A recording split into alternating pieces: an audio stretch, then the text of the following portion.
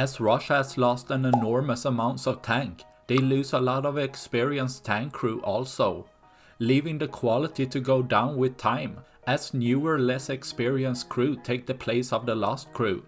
This leads to many comedic mistakes, as seen with this Russian tank driving over their own trenches and getting stuck, resulting in the crew abandoning the tank, leaving it for the Ukrainian drone army to take care of the rest.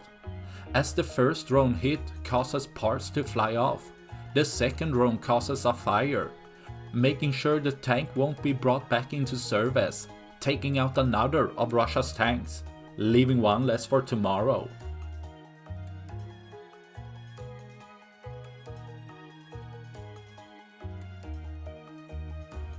That's all I had for this video.